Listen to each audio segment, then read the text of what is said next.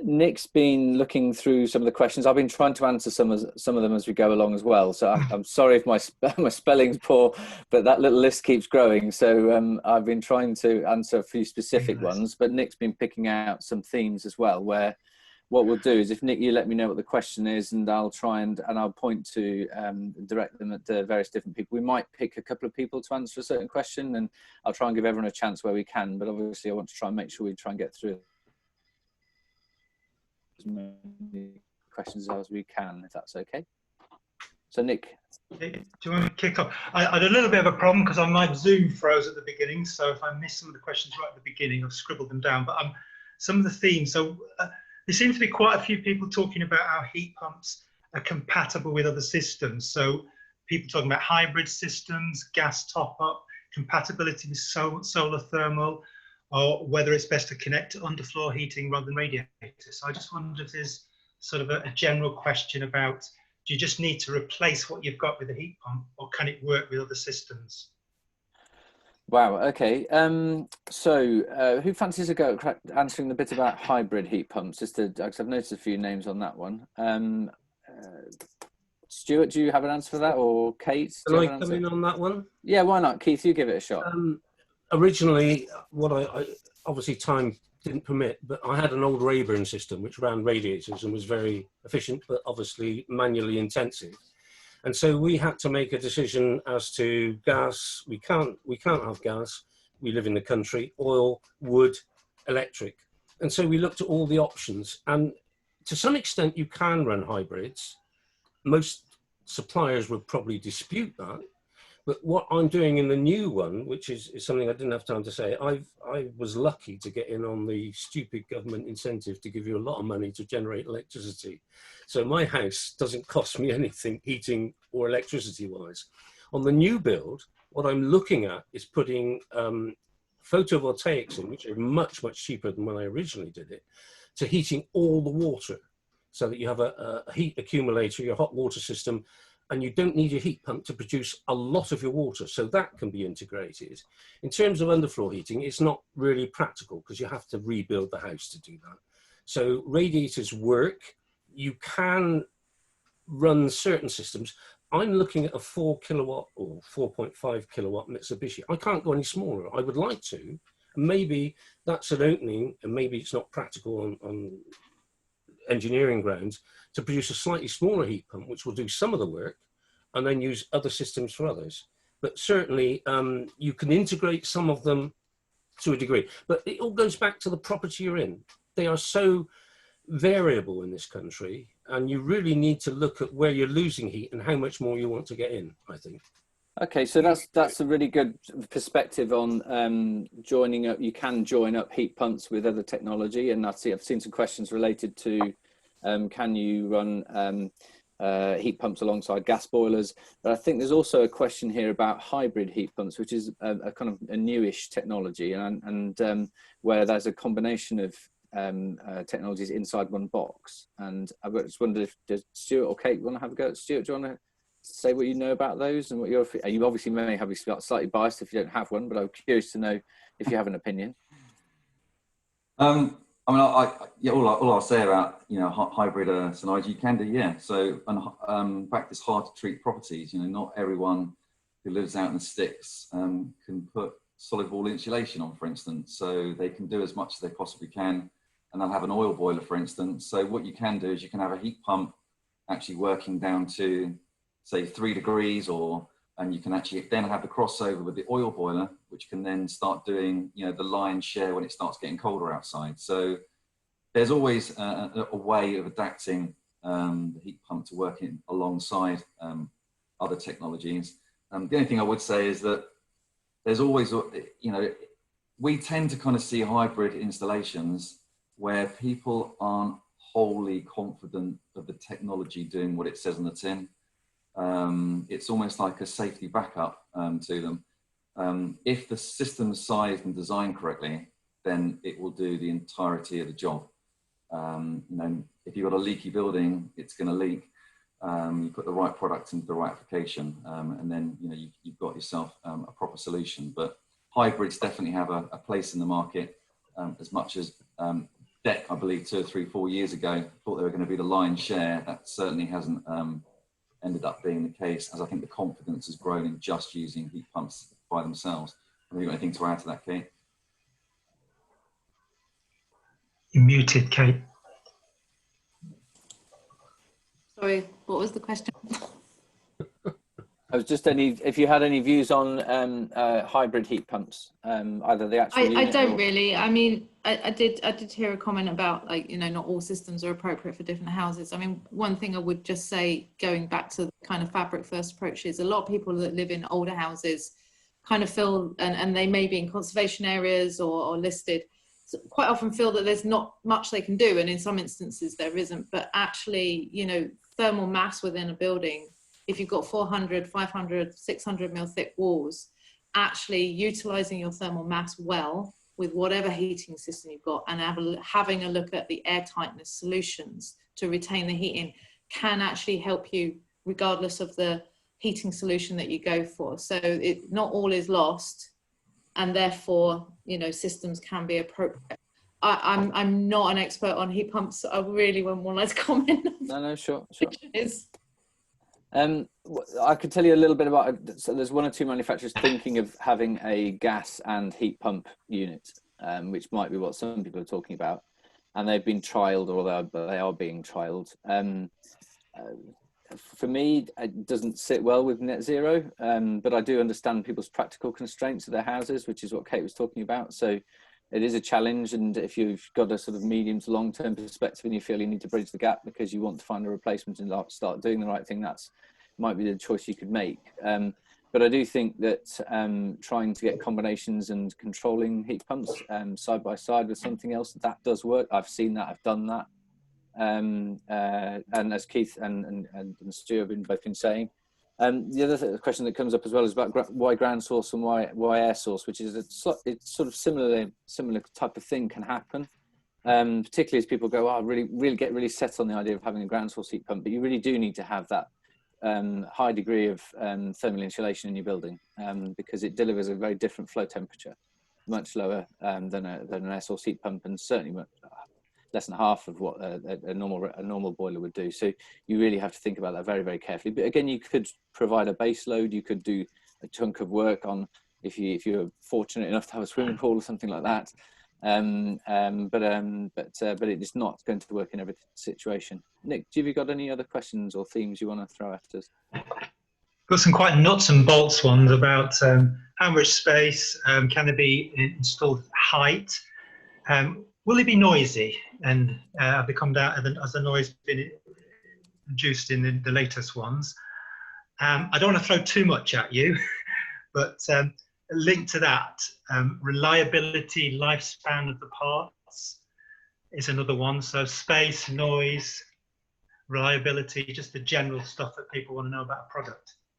Should we tackle the noise one first? Any views on the noise? It'd be interesting to get Keith's experience as an owner, and also Stuart's experience of the latest technology in the market. Yeah, my heat pump was installed, I'm not sure whether it's correctly, on the north side of the house, because it was supposed to be installed on the coolest. I would argue now it's better to put it on the warmer side because the air is warmer. I've yet to be convinced otherwise. The startup belt on mine is quite big, bearing in mind it's quite old, but normally you get a sudden thrust, a surge where your power is going in to set the unit off, and then it calms down, you'd hardly hear it. I live in a very, very quiet part of the world. I have 21-inch thick walls, and I can still hear it humming if I listen hard enough. The modern ones are better. When I went to some of the eco-build situations, it was interesting to see that some people were looking at a vertically or horizontally orientated fan, which would push the air upwards. So theoretically, the noise wouldn't be as much. But there are lots of ways around this. You can baffle them. You can build them into either banks or wood. Noise reduction is very simple nowadays, but the modern ones are much, much quieter. I'm sticking mine outside my front door. So I hope and pray Mitsubishi have got it right, otherwise they're going to get it in the neck, because it shouldn't, you know, noise baffling is not difficult. Noise should not be a major problem if it's positioned right and you get the correct unit for what you're doing. Stuart, any you want to add to that? I mean, a lot of research and development's gone into the sound of heat pumps. You know, larger fans and that don't have to spin quite so rapidly, and you know, that's why larger units have actually become slightly larger, because you look at the European market and the systems are actually even larger than what we produce, because it's all about keeping that sound level down. You know, we've put the compressor on anti-vibration mounts to, and its own little soundproof housing now. You know, and we've even got to the point now where you can actually time the capacity of the unit. So for instance, if you live in a very, very rural area that in the depths of night, that could become an inconvenience. What you can do is you can actually set the capacity of the unit to actually go into silent mode at 3 different settings. So it actually raffles it back. So it actually reduces that sound even further. But I know someone put a question there about sound, and one thing it's very difficult to relay how quiet's a heat pump. You know, we say as quiet as a library. That doesn't mean a great, I mean, our local library is quite noisy, so I'm not sure it's the best comparison. I would say going out and listening to a unit, you know, we've got an office in Bristol, you know, that's always open to people at prior notice for people to come and actually listen to the units in operation, if for whatever reason people wanted to get the confidence that they're not putting, you know, something that's going to create a generated sound. So yeah, the ultra quiet systems is kind of like that's what it's all being kind of geared up towards, really. I don't know if you want to touch upon the reliability element of heat pumps. Yeah, if you want to mention that, why not? You know, this has been something that we've been doing for about 12, 13 years now. There's not really much to go wrong with a heat pump, to be honest with you. You know, once it's actually installed, like all these things, you're probably looking at around a sort of 15-year life cycle on a product. It's all about maintaining it properly, like anything else. Just making sure all the components are all kind of in situ and being looked after more than anything else. So, you know, the warranty and stability of the product is, you know, it just keeps going, and hence that sort of a comparison with the fridge. You know, our fridges don't go wrong because there's not really too much to go wrong with it. I don't know how long you've had yours for, Keith. About 12 years, and I've never had it serviced. And it's still good. I mean, it says the build quality is absolutely superb, and I'm sure, well, in fact, I know that virtually every manufacturer now uses the same components to build their units, so that's not a bad thing. One thing I would argue about the noise, and I don't live in a town, I'm lucky, I live in the country, but when I go through towns, quite often when a gas or oil boiler starts up, you get a lot of fumes. Now, that's one thing you do not get with a heat pump. And a lot of people are aware of the atmosphere and the pollution that occurs, not just from vehicles, but from gas and oil burning units, and even wood as well, if it's not done properly. And from that point of view, I would also argue that a heat pump is good because you don't get that fume. Sometimes you can be walking along a road and suddenly it'll pump straight out in front of you because the vent's been stuck in the wrong place for whatever reason. So you're actually reducing the pollution at the user end. That doesn't mean to say you're reducing it all at the production end for the electricity, although we're all aware we're going to more renewables.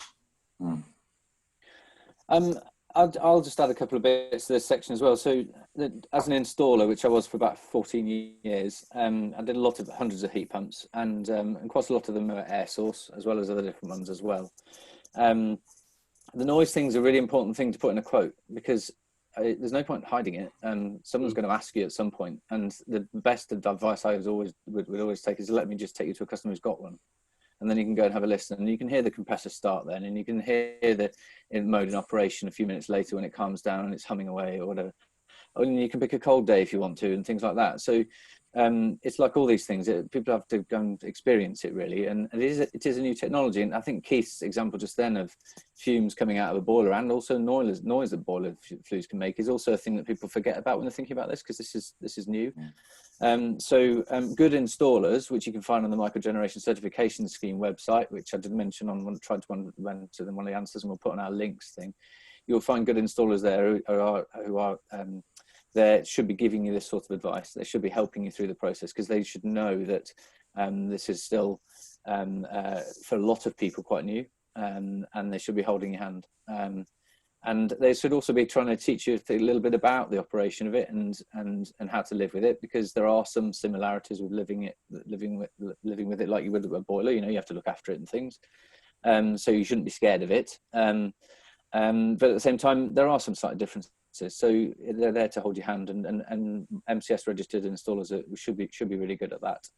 So for our Flex Community project, we're talking to a few of them at the moment, trying to go through that due diligence process to try and identify them. And having been one, I know what to look for, but I appreciate that not everybody does. You know, it's worth trying to go down a sort of approved route.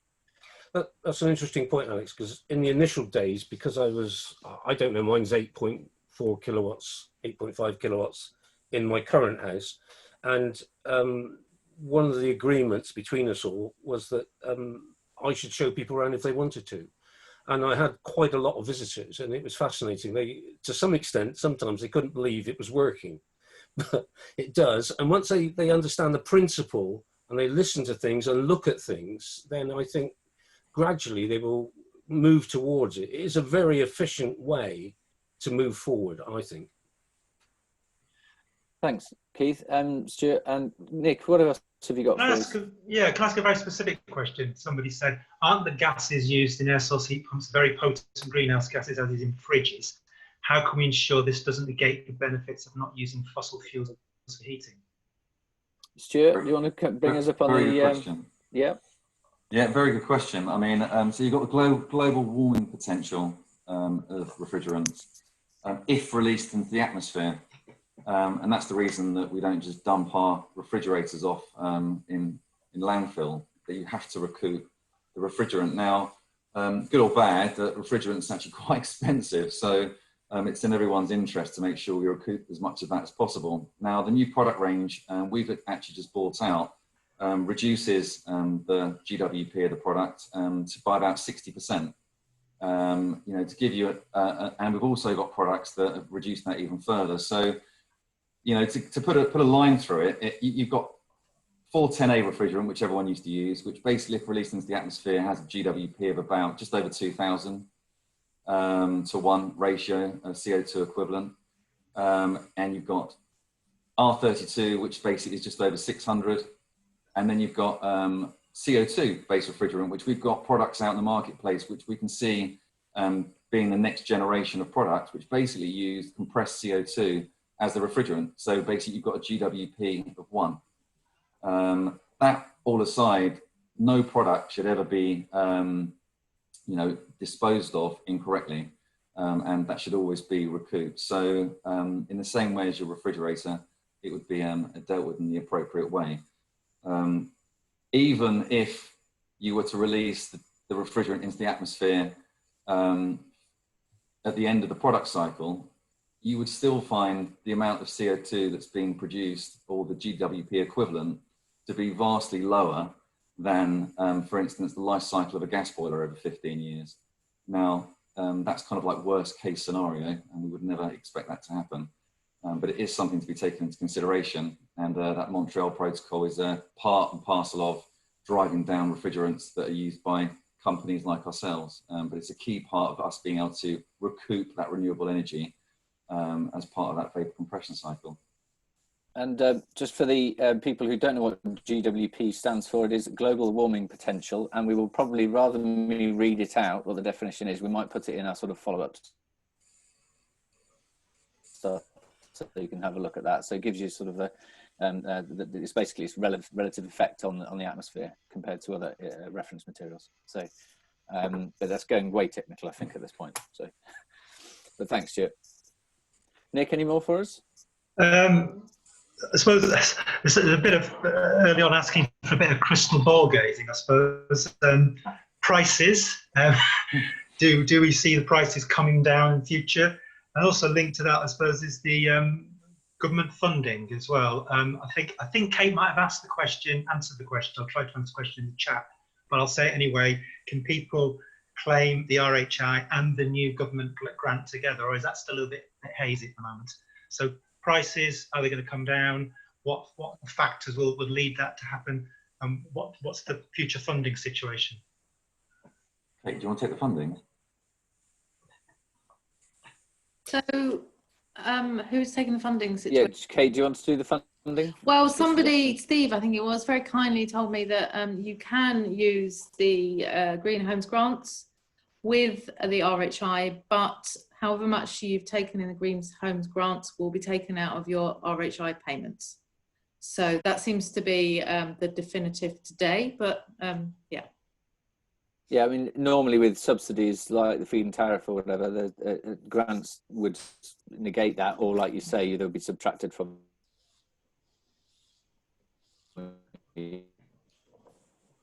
Sort of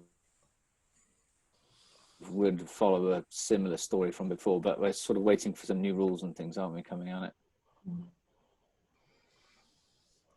Okay, and costs. So how do we answer this one? I've quoted lots of times and installed lots of times on people on heat pumps, and it's fair to say it's cheaper to buy a gas boiler if you're in a gas area, cash terms. Yeah, costs have come down considerably.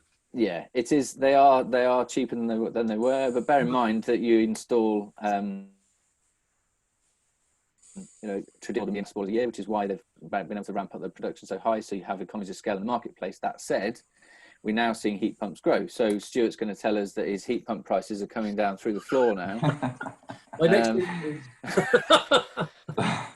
So economies of scale, I mean, the market's probably about 35,000 units a year at the moment. And when you look at that predicted million units installed by 2025, that's going to have that keen impact for mass production, and economies of scale are going to bring the price down. The stage we're at the moment in the process is getting the product to the marketplace that's developed to the stage where it is a mass market product, and that research and development obviously costs money. So I can see probably for the immediate future, we might see stability in the prices, and even like a little bit of a slight maybe increase over the period of time. It's all very much dependent on materials and different things, but long-term future, we'll see the prices come down. Now, if you actually broke down the actual cost of just the heat pump by itself in the future to replace it, then you probably aren't more than probably 2, maybe 3 times the price of a gas boiler, and of course, that will obviously come down in price. So you go to Scandinavian countries, and you can just sort of buy them off the shelf in your local merchant. So it's a lot more commonplace. So I think it will become more competitive, more manufacturers, which we welcome. We've got boiler manufacturers entering the marketplace now with products, which is good. And that's exactly what we want, because it pushes us to develop, and therefore kind of brings everything to more of an economical kind of like a timeline for you and I, if I was to go out and buy my own heat pump without my special little staff discount rate. Yeah, if you compare it briefly to photovoltaics, when I put mine in, was 16 grand. I can now do it for 4. So that gives you some idea. Over 8 to 10 years, it will change, and hopefully the technology will improve, because the electronics that control it will improve. And that's why when they brought in things like digression and reduced the feed-in tariff, and they brought in digression and reduced the renewable heat incentive and gave people deadlines to aim for, it basically is designed to taper off support so that a market can grow. And in the feed-in tariffs case, it was extremely successful in this country. So it's taken a little bit longer with heat, but heat is a more complex technology for people to learn about. And we've had quite a few conversations about learning about how much people actually do know about their heating systems in reality. Not many people know as much as they probably would like to. Some people are just scared of them. And then there's some people who are very enlightened and very on the money and pioneering and doing great things. So at the end of the day, today's all about that sort of sharing stuff, really, so we can learn from that. But I think the message is that there's more volume coming in the market. There is still support for homeowners. That's going to help. When that support goes, whether it will be replaced is difficult to say, because there are new policies and things coming in. In terms of actual costs, just to give people an idea, I've seen quotes recently for an 8.5 kilowatt heat pump installed with a new cylinder for about £8,500 to £9,500. But that's without installing radiators alongside it. replacing radiators and things that you might need to do, or insulation and things like that for that matter. So on the chat there was a question, or a Q&A, there's a question about £12,000. That could be the case, that you may need to get other quotes and try and see if you can get a more competitive quote from somebody. I'd always recommend getting 2 or 3 quotes. Or it may indeed, actually, you may need to do a bunch of stuff to your house to make it work, because it's all right paying £8,500, but if your house can't keep that heat in, that's going to be a very, very expensive running cost. That's a very big electricity bill. That's very interesting, Alex, because when I installed mine many years ago, as you know, it was about £8,500. So why isn't the current one a lot cheaper? In fact, if I have to go to Mitsubishi and pay that, they can take a walk anyway, because I won't pay that. I know they're available at a much lower cost in different scenarios. And an 8.5, yes, it's a big unit anyway. But I'm surprised you said that you think they're going to cost that now, because I don't think they will. Stuart can probably enlighten you on that. I wouldn't have thought they're that expensive, but maybe they are. Maybe I've got it wrong. All depends what size system, really. I mean, heat pump by itself, you know, start off at £1,500, you know. Yeah. So it's just the fact you need that, you need the controls, you need a different cylinder, you need to change the radiators, the pipe work. You're kind of future-proofing the house to make sure.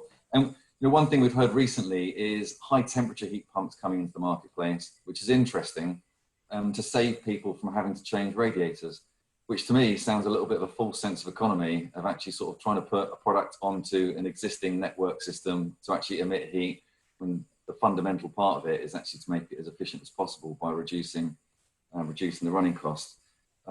It's kind of the upfront, that the RHI is there to do the infrastructure and backbone of the project, and then in 15 years' time, the replacement of that outdoor unit, I can imagine almost being the same price as replacing a current boiler in this day and age.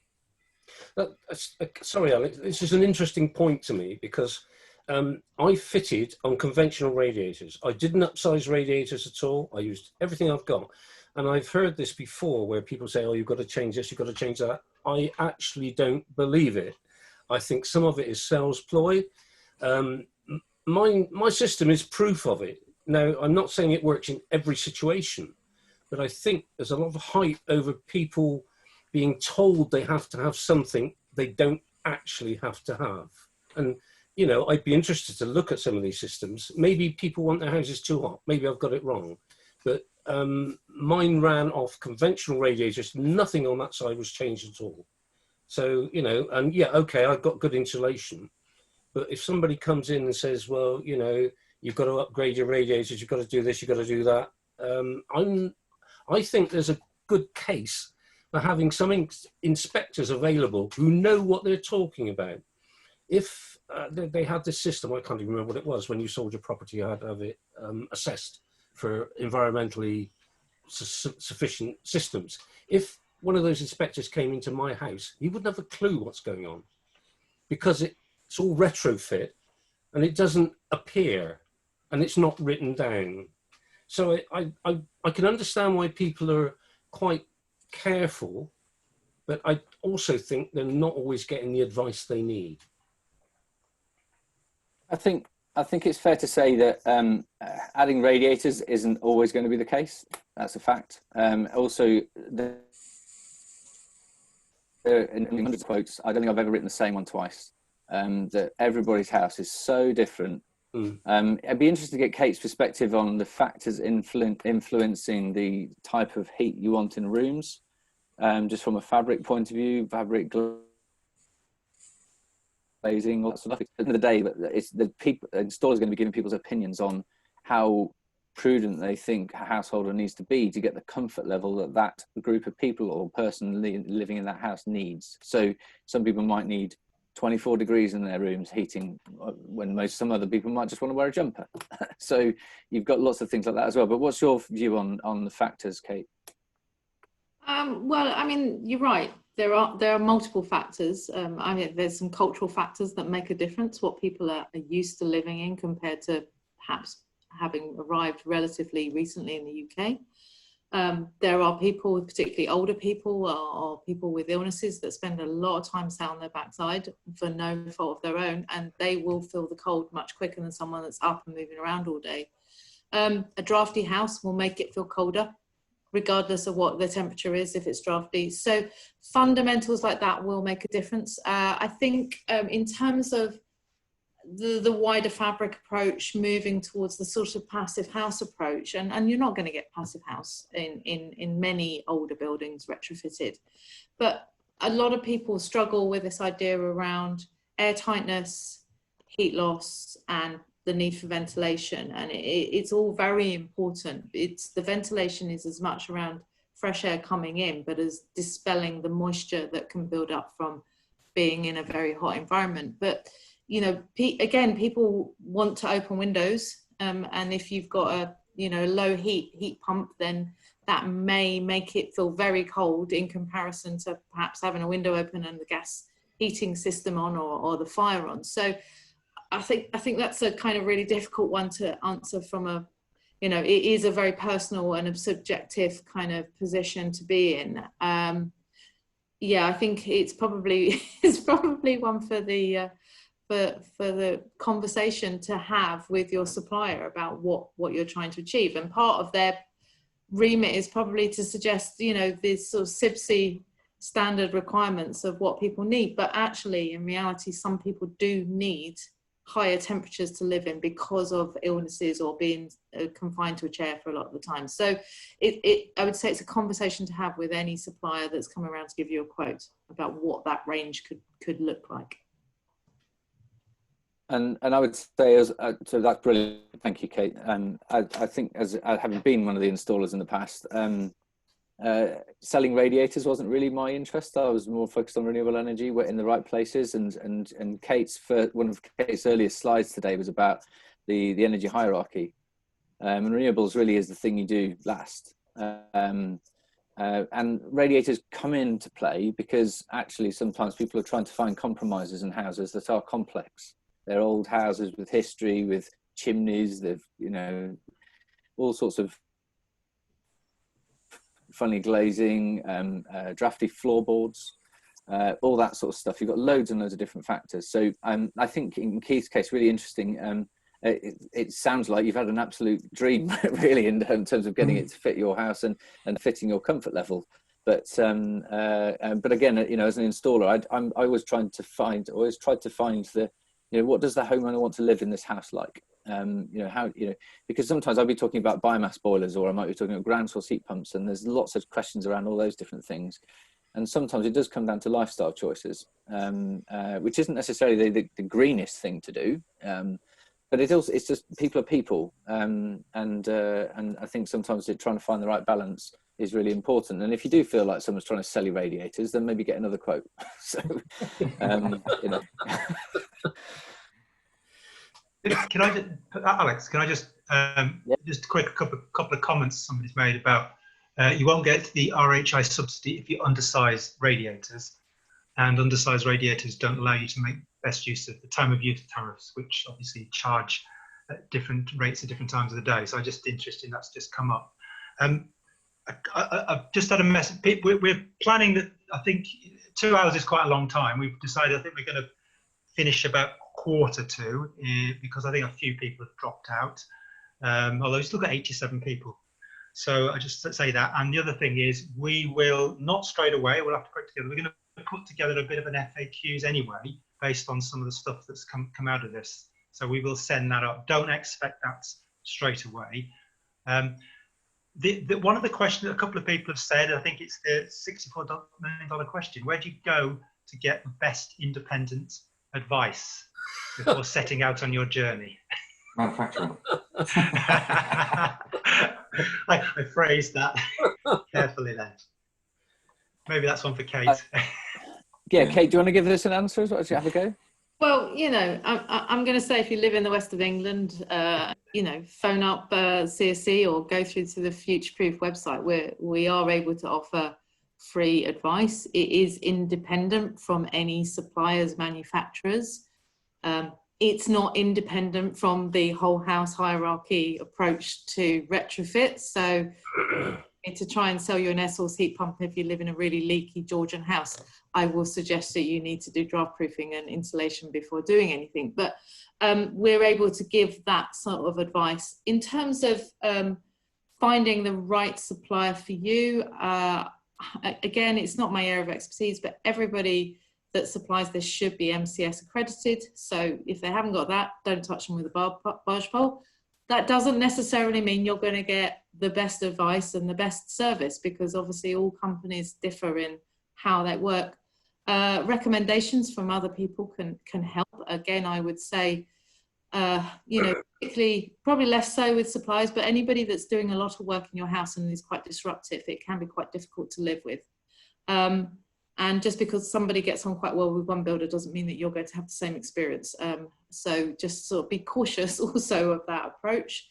I mean, they're my recommendations. Perhaps from inside the industry, there are other areas that could be recommended that aren't supplier installer specific. I don't know.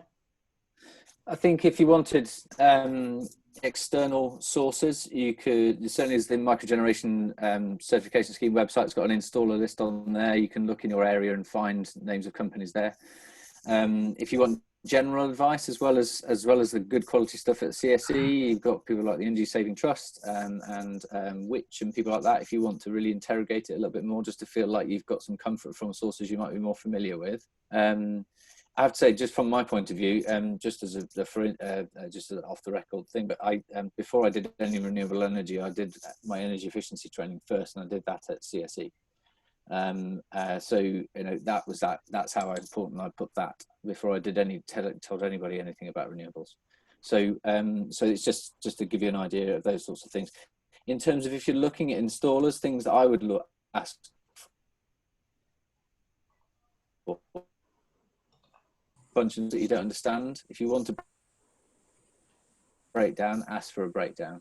If you want to know how something works, make sure they give you how it works and explain. If you don't know it to you properly, you may have to get some other people to find who might be able to do better. It's also handy if they have got some relationship with the manufacturer, then you can always talk to the manufacturer, and just, if you've got any queries or problems and you want to ask for some advice on a specific brand. Warranties are worth checking, definitely worth having a look at, because you can get them. You should be able to get a workmanship warranty from your installer as well, which just protects you if there's anything goes wrong. When they do commissioning and handovers and things, I would recommend you get the paperwork as soon as you can and make sure you understand it, because it should be full of numbers and ticks and signatures. It shouldn't just be a blank thing with, you know, some typed out numbers that could have been done any day of the week. If it's done properly, you know, you've probably got a really good installer. Other things, I'm trying to think of other things, you know, they should be telling you that they've got certain assurances, a certain accreditation. They should be familiar with the electrical qualifications, particularly in heat pumps. There's a lot of electrical bits and pieces you need to know as well. Generally, the heat pumps and homes don't necessarily need to have a refrigerant handling specialist for these, because they're sealed units. But when they get into commercial systems, they will do. So they might need some different qualifications for that. But the types of ones we've been talking about today possibly won't need that bit. And obviously you want someone who's comfortable and understanding your plumbing fairly fluently and explaining it really nicely to you is a good sign. If they sound like they're making it up, they probably are. So it's a really good way of working out who you're talking to, because they need to make sense of that for you. You've got to know that you've got to have the right size coil in your hot water tank. You've got to know where these controls are going to sit, how you're going to use it. And they should be hot. You should feel like you're having your hand held, not just someone coming around and giving you a quote and running off and then badgering you. That's not a good experience. So that's just from off the top of my head. Go on. I just wanted to come back and say, sort of more widely, if you are looking at a sort of wider range of energy retrofits, whether you're looking at a whole house retrofit, an extension, and want to improve the house at the same time in some way. If you're using an architect, that's a good place to start. Not all architects really understand energy retrofit. I would highlight that. So don't assume that they do. You could get an assessment, a good quality assessment by a planning package designer, or a SAP assessor, and they should be able to give you a list of different measures and what the impact will be on your running costs for various different installations. You could have a look at packages of how that would stack up, especially if you are trying to achieve an increase in your SAP, standard assessment procedure rating. And also under any new kind of schemes coming forward, it is likely that, I mentioned it in my slide, that people will have to be PAS 2035 compliant. And part of that involves potentially having a retrofit coordinator managing your job. So there's not a lot of retrofit coordinators in the country at the moment. They probably will increase, but if you can get an independent one, then they will do their very best to provide you with some independent advice. So there's some other areas. Alex, can I comment from my other job? And that is that we used to have mentors who went round, this was in the food industry, and virtually for the cost of travel, gave people the value of their experience. Now there's a lot of, should we say, slightly aged people like myself around who have a lot of life experience. Now I'm not saying they're specialists in that field, but they quite often know where to go to point you in the right direction, and they may have recommendations. And I'm sure there's a lot of people in this part of the world with that type of experience who might be prepared to join a group of people within your organization to give free advice. I certainly do. I don't charge for what I do. And I'm sure there's a lot of others that are more than happy just to give their knowledge so that it helps other people.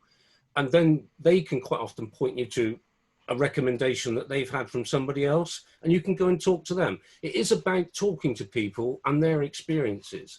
And that's the only real way you can learn what is good and what is not good.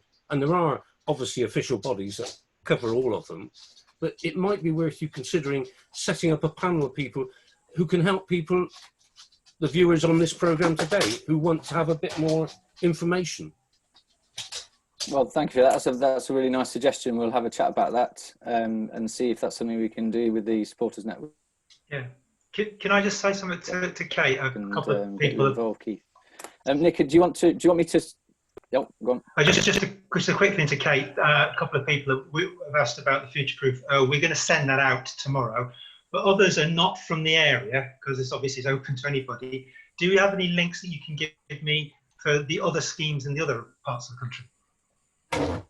You're on mute again. No, I have answered one of the questions Right. and a list of the names, but also to the Bayes Supply Chain Pilots website, and that will have some information on them.